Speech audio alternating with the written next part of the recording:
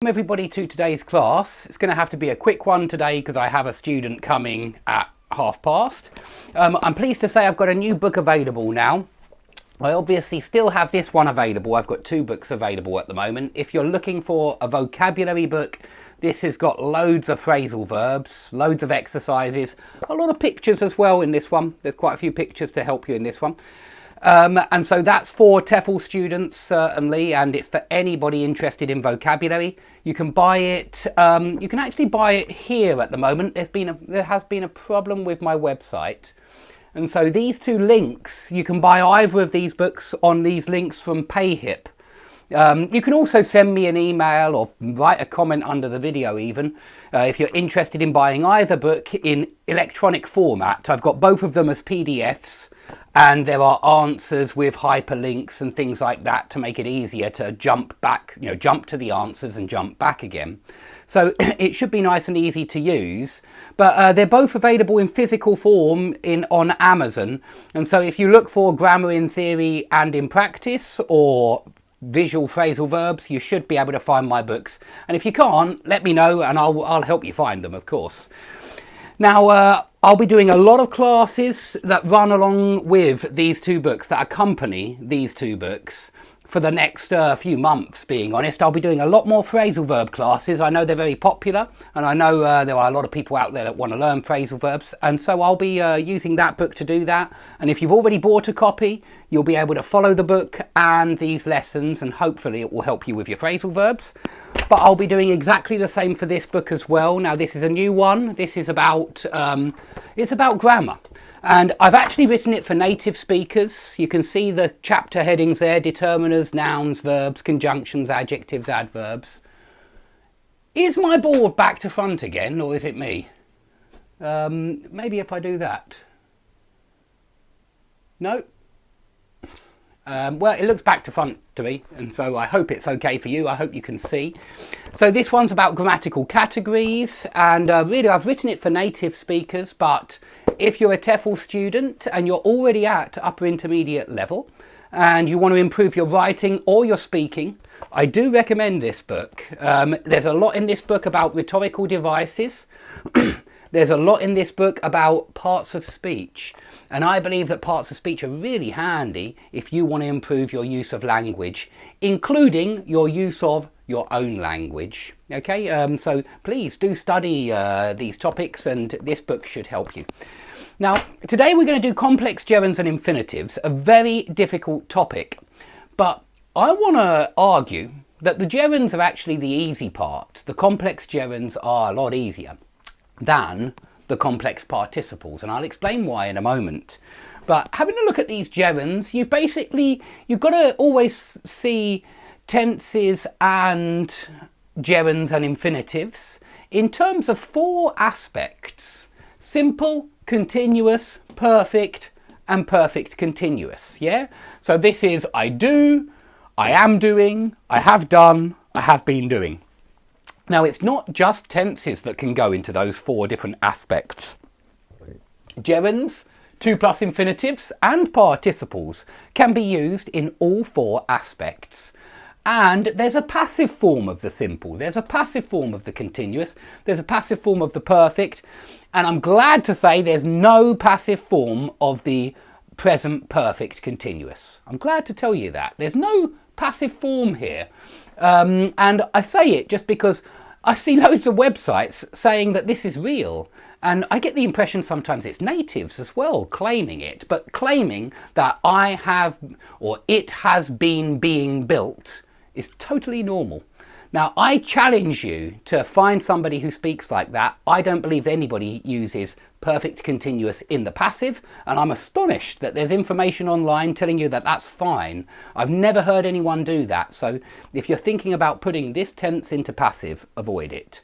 But we're talking about gerunds today, so I wanted to just point out that the simple form of the gerund is doing, the passive form of the gerund is being done.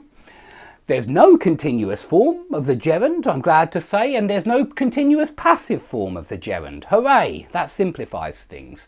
But there is a perfect form of the gerund, having done. There's a passive form of that perfect form, having been done. And I'm glad to say there's no perfect continuous for the gerund. So we've just got doing, being done, and having been done. That's all we have. And I get the impression that the gerunds are actually rather straightforward. Remember that gerunds are always the subject of a verb, or the object of a verb, or the object of a preposition. Because that's what nouns do. They are one of those three. They play a role in one of those three ways, okay? And so gerunds are no different. They are nouns. They're supposed to be verbs functioning as nouns. And so they always function as the subject, object, or object of a preposition. So I think that these four forms, are fairly clear. Yeah, we use gerunds, as I've just said, in those three roles, and so I can give you some examples. Something like skiing is fun, yeah? Cooking is difficult, yeah? Something like that. It's the subject and it's simple. But if you could make the subject passive, you could say something like this: being kissed by men with moustaches is not my cup of tea. Yeah, I've used that example before. You've probably noticed I like that example. I think it's nice and clear. So you've got the passive simple form there, being kissed by, yeah, men with moustaches. It's a passive form. I think it's quite clear.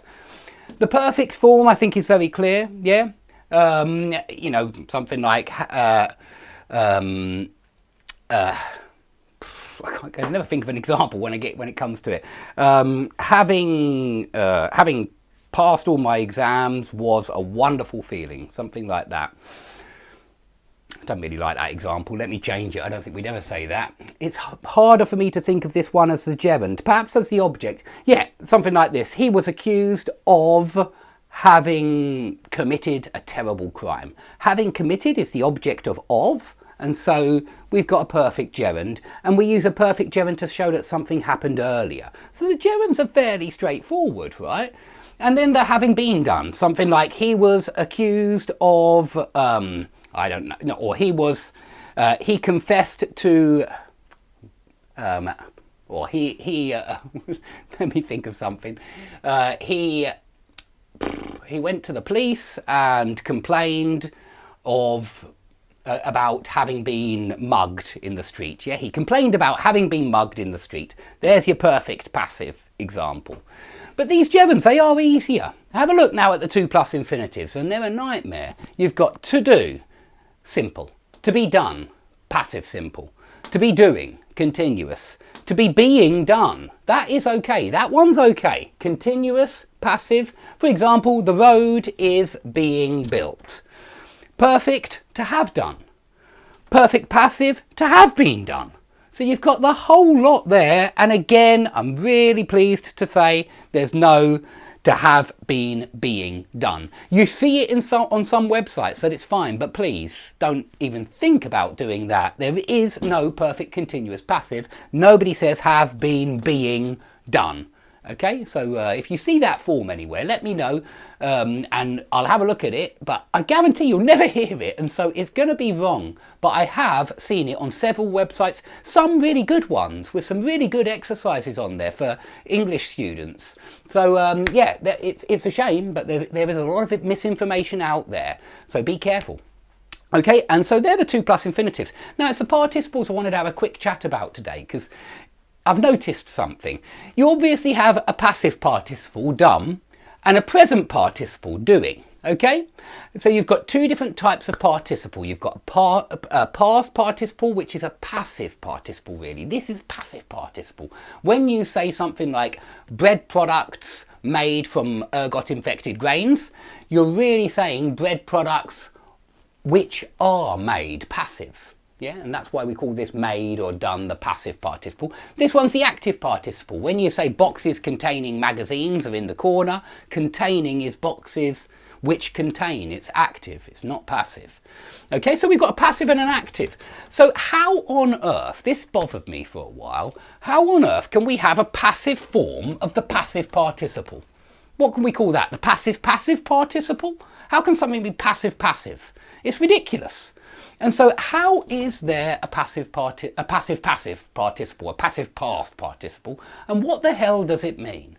So let's talk about it, because I've noticed something about it, this being done. And I want to show it with two participle sentences. Cars made in Japan are great value, first sentence, and the second sentence, being made in Japan, Toyota cars are great value.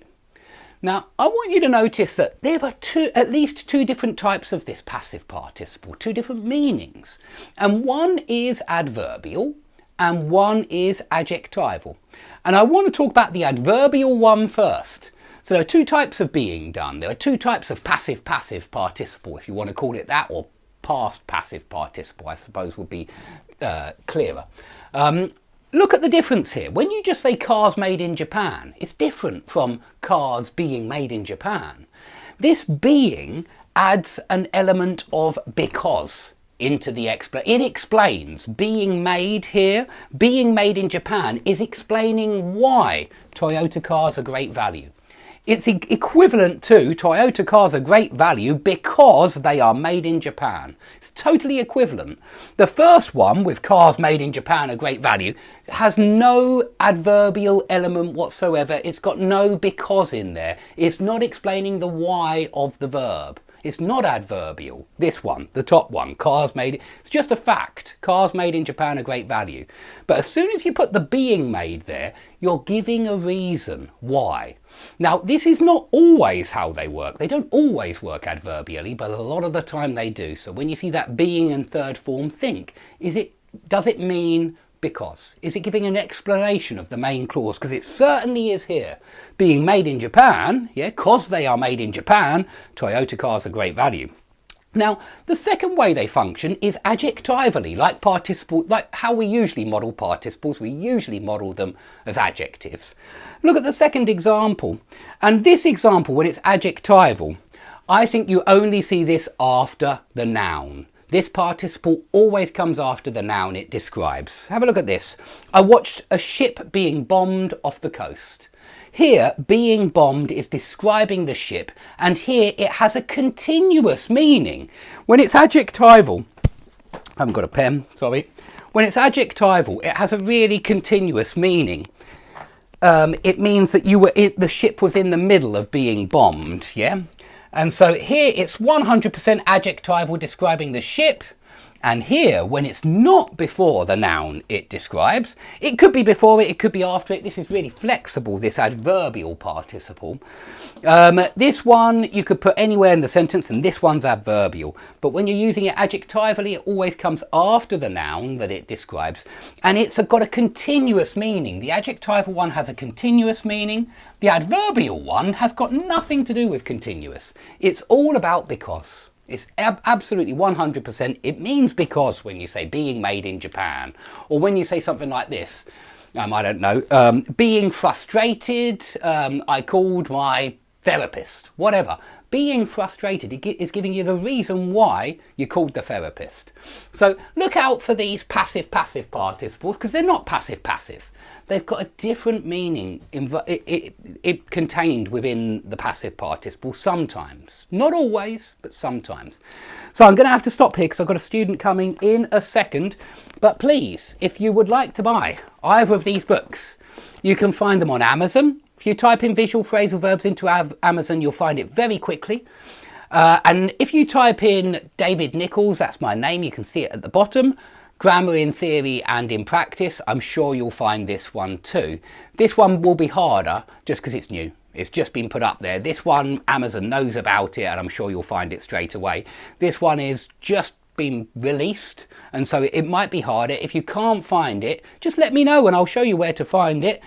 And if you want the electronic version, the PDF, and all the PDFs have hyperlinks to the answers, then you really want to go down here, down here to PayHip, yeah?